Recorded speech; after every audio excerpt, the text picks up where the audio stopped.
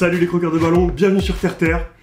Aujourd'hui, vous avez vu, ça fait longtemps qu'on n'a pas ça, on va parler de crampons. Ça va manquer parce que moi ça fait vraiment longtemps qu'on n'a pas parlé de matériel et quand même c'est un truc qui m'intéresse beaucoup.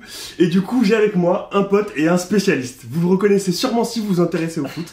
C'est Fred Yang, journaliste sportif et sportif journaliste. Ouais, c'est ça. Anciennement le visage de Footpack, c'est sûrement comme ça que vous le connaissez à la base. Ouais. Et maintenant, maintenant il va nous... En fait, il va pas vraiment nous dire ce qu'il fait parce que je trouve ça tellement intéressant qu'on va lui consacrer une émission entière où il va nous raconter son parcours et ses nouveaux projets. Donc on met ça de côté pour aujourd'hui. Je vais juste lui laisser vous dire bonjour et après on va commencer sur le sujet du jour. Salut les croqueurs de ballon, je suis content d'être invité dans cette émission. Abdé, merci Je encore. t'en prie, ça faisait longtemps que je voulais le faire, donc on a mis du temps à se mettre en place parce que concrètement Fred et d'autres c'est des potes qu'on a rencontrés dans le foot depuis le tout début. Et depuis le début je me suis dit, j'ai noté dans un carnet, on fera des émissions, on invitera Fred, on invitera d'autres potes. Et ça fait super longtemps que je suis content de pouvoir enfin le faire quoi. Merci, j'apprécie en tout cas. C'est cool, ça fait plaisir. Donc comme je disais, on en fera plusieurs. Aujourd'hui, on se consacre aux crampons. Yes. Truc basique. On va tous les deux désigner notre top 5, parce que c'est une question qui vient souvent, je pense que toi aussi on te demande tout le temps quel crampon choisir. Notre top 5 perso des modèles actuels. Donc là on a quasiment que des modèles qui sont à jour. À part la Copa, parce que j'ai pas la toute dernière Copa. Mais sinon, c'est que les modèles actuels. Et donc, c'est ceux que vous allez retrouver en magasin maintenant. Peut-être dans d'autres couleurs, mais en tout cas, c'est ceux-là. Et on va donner le top 5. Je pense qu'on va faire... comment est-ce que tu veux qu'on le donne dans l'ordre, dans le désordre? Il y a pas dans le vraiment désordre, d'ordre, en fait. Ouais, enfin, décroissant du coup, du 5e au premier. Vas-y, on va faire comme ça. Allez, du 5e je pense que c'est mieux. Ok. Comme ça, on va pas spoiler notre père préféré dès le départ. C'est parti, je te laisse commencer, à toi l'honneur. Ok. Quelle serait ta 5e préférée? Je vais juste faire un petit point, excusez-moi. Ouais. Qu'est-ce qu'on a devant nous? On n'a pas tout ce qui se fait, parce que j'ai pas tous les modèles existants, et encore il y a des modèles que j'ai pas stockés ici, donc bon bref c'est ma logistique à moi, mais en tout cas on a les 4 silos, c'est-à-dire les 4 modèles Nike, on a les 4 modèles Adidas plus la Glitch qui est un modèle un peu à part, et on a la Puma Future, et il manque la Puma One, j'aurais bien aimé avoir aussi, c'est un peu les modèles principaux des marques principales, donc voilà c'est ce qu'on a aujourd'hui. Après s'il y a éventuellement un modèle qui sort de ce cadre-là que tu veux mentionner, n'hésite pas. Non, bah écoute, c'est bien que tu aies ces modèles-là parce que c'est les modèles phares. C'est les phares, donc alors bien sûr, t'as la Mizuno Morelia qui est intemporelle. Bah, par exemple, moi j'ai jamais essayé Mizuno, tout le monde m'a dit que c'est de la bombe et je rêve de pouvoir les tester, mais j'ai jamais eu l'occasion. Bah, niveau chaussures en cuir de kangourou, c'est dans les tops avec les classiques, la Tiempo, l'ancienne, Tiempo premier. Et t'as aussi t'as la Nike premier, la Tiempo premier, et t'as aussi la Copa mondiale. Indémodable, c'est en cuir de kangourou de toute façon. Je pense qu'il y aura forcément un ou deux commentaires qui vont dire vous avez même pas mis la Copa. Désolé, on peut pas tout mettre. Là, plutôt... mais là c'est les chaussures actuelles. Voilà, c'est ça. C'est plutôt les chaussures actuelles, les gens qui s'intéressent aux modèles modernes, parce que les classiques, comme tu dis, sont indémodables. Ouais, c'est clair. Donc vas-y, c'est parti. Quel est ton 5e? Alors, à la 5e position, moi je vais choisir la Nike Tiempo 7. Alors c'est une paire qui est sortie déjà il y a pratiquement 2 ans. Je pense qu'il doit y avoir un modèle qui doit être en préparation. C'est ça, mais la légende, c'est un peu la Tiempo légende, c'est un peu la chaussure qui est intemporelle. Donc là, elle a été modernisée. Moi, je préférais l'ancienne version. Ah ouais? Ouais, parce qu'en fait, il y a des modifications qui étaient intéressantes. Donc tu as un filet à l'intérieur qui te permet de te procurer un effet un peu chaussure synthétique. Sauf que l'extérieur c'est du cuir de kangourou. Ok, parce que moi j'ai eu l'ancienne aussi et tu préfères celle-là? Je sais pas, en vrai les deux, les deux se valent. Moi je préférais la semelle de l'ancienne. Après le problème c'est que moi je prends toujours les semelles synthétiques parce que je joue sur synthé. Mais on m'a dit récemment, et je sais pas si c'est vrai, qu'en général les modèles FG sont de meilleure qualité. Genre plus léger, plus moderne, etc. Moi, alors que AG. le AG bouge pas finalement. Moi je préfère AG parce que je joue souvent sur synthétique. Comme moi, et là typiquement la semelle elle est nickel. Par contre l'ancienne version, même en semelle FG, elle était hyper souple. Là elle est un peu plus rigide. Je trouvais que l'ancienne au niveau de la semelle elle était un peu meilleure. Mais sinon ça se vaut, et donc 5e position. Il est plus technique que moi, il arrive à voir des trucs que j'arrive pas. Pourtant je me considère comme connaisseur, tu vois, mais ça j'arrive pas à le. Il y a des années de travail, de rencontres avec des designers. 5e position pour toi. Ok, putain, en fait le problème c'est que je les ai choisis mais j'ai pas fait d'ordre, donc là attends. Je crois que je vais mettre la Future. La Future? Ouais. J'ai hésité. Mais en tout cas, la Future, clairement, alors j'y ai pensé tout de suite pour dans mon top 5. Puma a fait un bond de ouf. Techniquement, au niveau du confort, tout le monde l'a remarqué, tous ceux qui l'ont essayé, elle est hyper confortable. Après, je pense que c'est par rapport à la forme de mon pied, j'arrive pas à bien la serrer. Donc c'est ça qui me dérange. Et c'est pour ça que je la mets pas plus haut dans le top. mais et en plus, l'autre problème, et ça c'est vraiment débile, c'est qu'en fait, il n'y a pas de semelle AG pour la Future. Ouais. Et donc à chaque fois que je joue, il y a quand même des crampons qui sont plus hardcore pour des synthétiques, je trouve. Et donc j'ai pas eu l'occasion de, je pense, pleinement kiffer la Future. C'est pour ça que je la mets que en 5. Mais en tout cas, ouais. C'est intéressant ce que tu dis parce que, comme tu vois, comme vous le voyez aussi, en fait c'est un filet. T'as pas de lassage classique. Et moi c'est le problème aussi avec la Future. Elle est dans mon classement. Mais c'est un problème aussi au niveau du maintien. Je pense que j'ai pas trouvé le bon lassage pour. J'ai pas eu. Après, le problème c'est que j'ai même pas eu l'occasion de suffisamment la saigner pour. Mais il manquerait juste des. C'est ça. Des œillets classiques ici. Un petit trou ici et là pour pouvoir serrer au niveau de. Et sinon la chaussure est top. De toute façon, elle arrive, moi dans mon classement. Ouais. Bah vas-y à toi du coup. Quatrième pour moi c'est la Puma Future pour les mêmes choses que tu as dites. Après moi ce que j'ai vraiment kiffé dans la chaussure.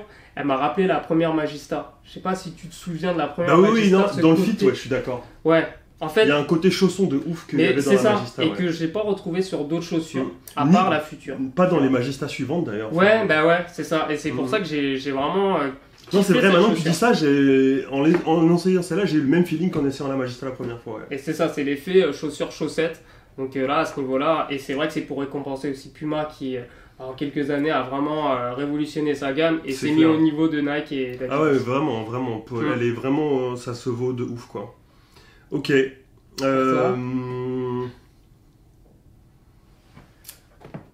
Moi, je mettrais la Mercurial Vapor. Encore une fois, j'ai hésité, mais elle est dans mon top 5. Pas la Superfly.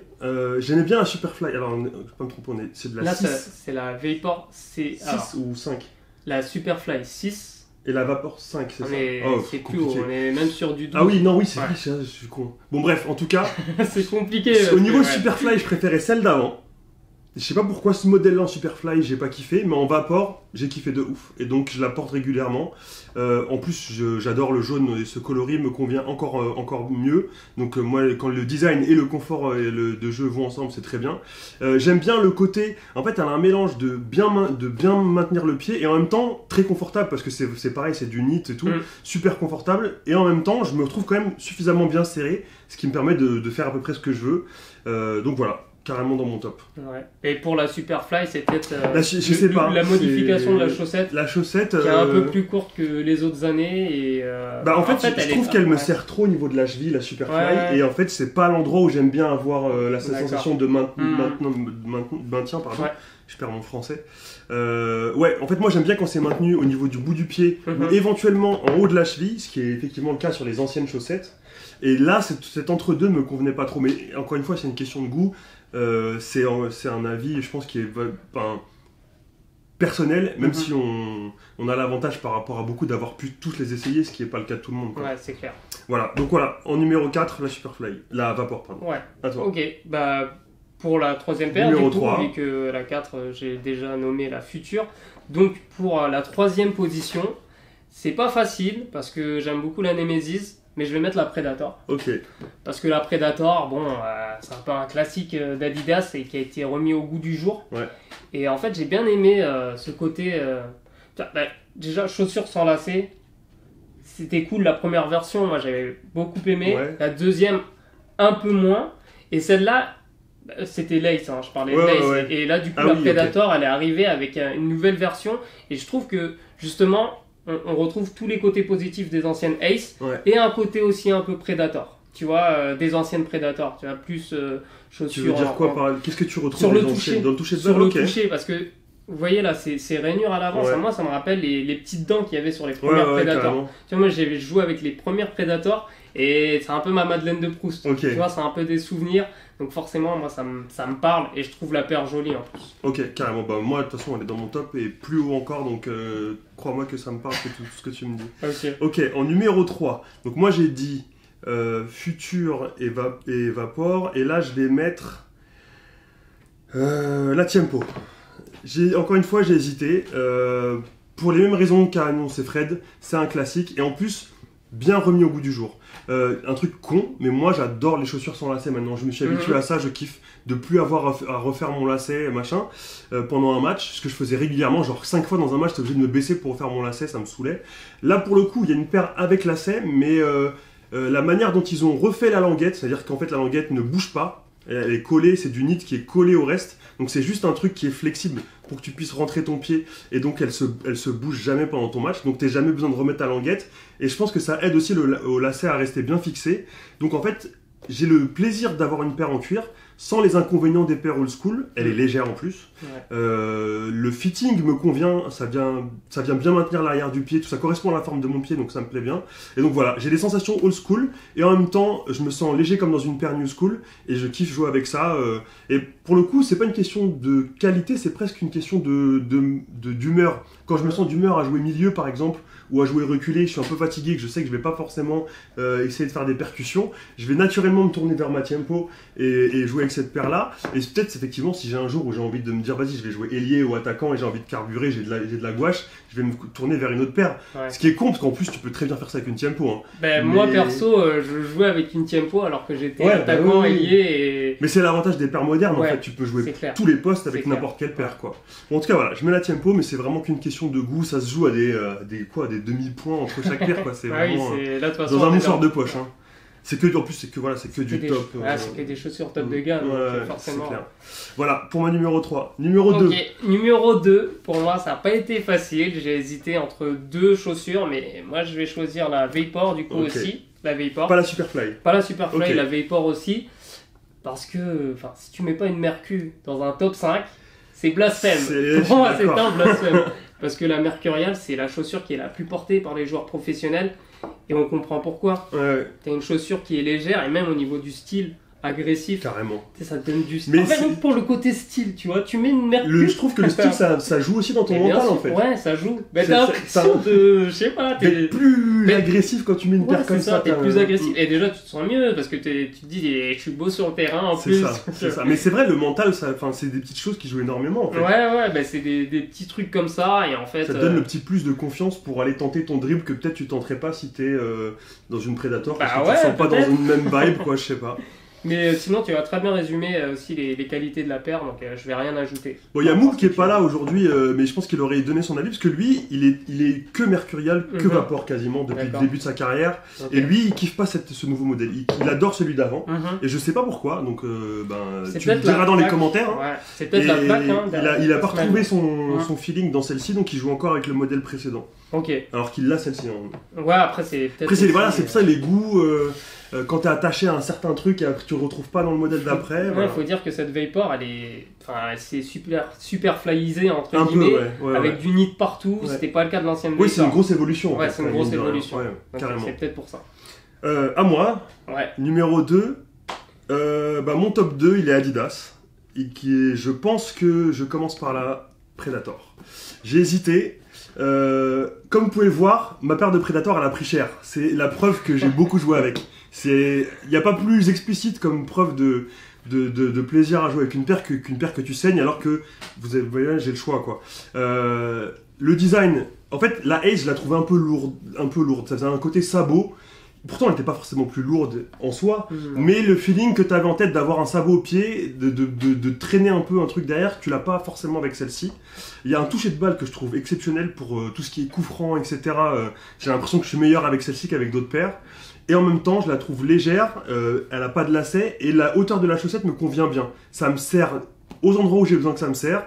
Je suis confortable aux endroits où j'ai besoin d'être confortable, donc je suis très très bien dedans. Et encore une fois, c'est pas le cas de tout le monde, il y a beaucoup de gens qui aiment pas forcément la Predator. Je parlais de Moub il y a 2 secondes, Moub il est pas très Predator par exemple, il a lâché sa paire, mais moi en tout cas je kiffe jouer avec celle-là, et c'est une de mes go-to paires. Dès que je sais pas trop où aller, une de mes références ça va être celle-ci. Ouais, je comprends. À toi, numéro 2. Numéro 1 du coup. Ah ça y est déjà. Ouais, parce que moi je t'ai donné la 2, et donc... oui, ça y est, numéro 1, ma paire préférée. Alors je vais aller avec la Copa, la dernière. Mais celle-là, je l'ai aussi, la 18. J'ai adoré. Mais la dernière, elle est vraiment ouf. Alors moi je l'ai portée, je l'ai essayé, j'ai jamais joué avec, donc j'ai pas le même retour d'expérience que toi. Mais de toute façon, que ce soit la 18 ou la 19, on est sur quelque chose de très proche. Donc on a du cuir de kangourou. Mais c'est un peu ce que tu disais sur la Tiempo, c'est que tu as les avantages d'une paire old school, mais avec aussi un côté nouvelle école, quoi, hyper moderne, tu vois. Et là, tu as du knit en plus sur celle-là. Sur la nouvelle version, t'as pas de languette comme ça, c'est un peu plus... Toi, quand tu parles de la dernière version, tu parles de celle sans lacet ou avec lacet? Je sais pas, il y a des gens qui ont Moi, en général, je préfère les chaussures avec lacets. Ok, tu préfères les lacer toi-même pour... Ouais, je sais pas, ça me rassure. Ça a un côté, comme tu dis, psychologiquement. Pour moi, une chaussure avec lacets, ça me rassure. Mais au niveau du confort, que ce soit la Copa 18 ou la 19...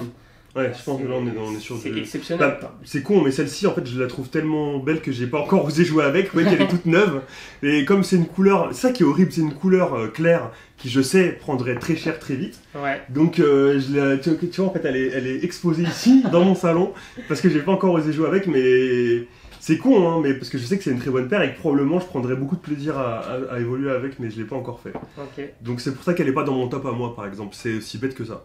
Donc toi c'est ta numéro 1, c'est ouf quand même, parce que sur toutes les paires, au final c'est une des plus anciennes remises au goût du jour qui se classe au top quoi. Ok, bah moi pour le coup, ma numéro 1 elle est vraiment au goût du jour, c'est la Adidas X. J'ai toujours été, alors moi j'ai ma paire avec laquelle j'ai joué mes meilleures saisons, avec laquelle j'ai fait mes meilleurs exploits, avec laquelle j'ai marqué mes plus beaux buts et laquelle j'ai mes meilleurs souvenirs, c'est une F50. Donc c'est un... Tu vois, tu parlais de Madeleine Troupoust, moi c'est la F50 sur laquelle j'ai les meilleurs feelings, les meilleurs souvenirs. Donc la précédente X, j'aimais bien, mais je la trouvais comme un peu trop chargée en fait. Celle-ci, elle est vraiment revenue au côté vitesse, donc elle est très fine. Là, il y a vraiment, c'est un truc, t'as l'impression de mettre une feuille de papier autour de ton pied, quoi. Le maintien me convient bien. J'avais essayé la version avec lacet que je trouvais très bien. Et là, je suis passé à la version sans lacet que j'aime beaucoup aussi. Les deux se valent. Il y en a qui préfèrent l'un ou l'autre, mais moi... Je préfère sans lacet, moi, perso. Les deux me plaisent, donc moi, c'est pas un souci. Et je trouve que, je sais pas, la semelle, c'est une semelle FG pourtant, mais en même temps, les crampons sont assez bas, donc ça convient très bien pour synthétique. Je la trouve fine, légère, je me sens, comme tu dis, je me sens capable de tenter des dribbles, de mettre des trucs, des gestes et des trucs de ouf avec cette paire. Donc je kiffe, voilà, c'est ma numéro 1 du moment, la X. Donc au final, qu'est-ce qu'on peut, à quoi on peut conclure? On est Adidas, bien quand même, hein. En fait, numéro 1 pour nous deux. Ça se joue à peu de choses. La Copa, mais clair, ça se joue. Tu vois, ce soit même Puma, hein, parce que Puma, t'as la One qui en fait, c'est ça, c'est quand ma première et ma cinquième, il y a rien, il y a quasiment rien de différence. Parfois, c'est peut-être juste parce que j'ai plus joué avec celle-ci, donc je me suis fait des meilleures sensations, et j'ai moins joué avec la future, du coup la future, je la mets naturellement en dessous. Mais en fait, ouais, c'est... Et des fois, c'est des détails. Tu joues avec une paire, tu fais un 2 matchs avec, et t'as l'impression qu'elle tue. Ouais, c'est bon, c'est ma chaussure, quoi. Et en fait, aujourd'hui, faut que vous réalisiez que entre les plus grandes marques et les chaussures top de gamme, il n'y a pas tant de différence que ça. C'est pour ça que c'est difficile et que les classements, ils peuvent changer, mais au final, on se retrouve avec un top 5 qui est assez similaire. En tout cas, on a étonnamment, on a quasiment les mêmes paires. On a 4 chaussures similaires. Donc voilà, pour le mot de la fin. Bon, dites-nous ce que vous en pensez. Quel est votre top 5 à vous? Est-ce qu'il y a des paires qui vous ont, par exemple, tiens, on n'a pas mentionné, mais moi, par exemple, celle-ci, la nouvelle Phantom Vision, que j'ai essayé, mais que j'ai pas encore pu vraiment tester, reste un mystère, point d'interrogation pour moi, par exemple, tout comme la Copa, qui est finalement numéro 1 pour Fred, mais simplement, moi, c'est que j'ai pas pu l'expérimenter. Donc, on voit que c'est quand même pas facile de distinguer des perles, parce qu'elles se valent, quoi. Donc dites-nous ce que vous en pensez. Si vous avez des questions, c'est le moment. Ça fait longtemps qu'on n'a pas fait d'émission sur le matériel, donc là c'est l'occasion de reparler un peu de ça. Et merci Fred, vraiment cool. Moi j'ai passé un super moment et on va revenir la prochaine fois avec Fred où il va nous raconter son parcours qui est passionnant. Et je pense qu'il y aura sûrement d'autres trucs à voir avec lui parce qu'il y a plein de sujets sur lesquels on pourra discuter. Donc restez connectés et on n'en a pas parlé aujourd'hui, mais Fred il est sur des nouveaux projets. Je vais mettre tous les liens en description, donc allez vous abonner. Je vous en dis pas plus parce qu'on aura l'occasion d'en reparler dans une prochaine vidéo. Mais les liens sont déjà en dessous. Donc voilà. Merci les croqueurs de ballon et à très bientôt. Ciao. Salut. Vas-y, éteins. Oh, c'était cool.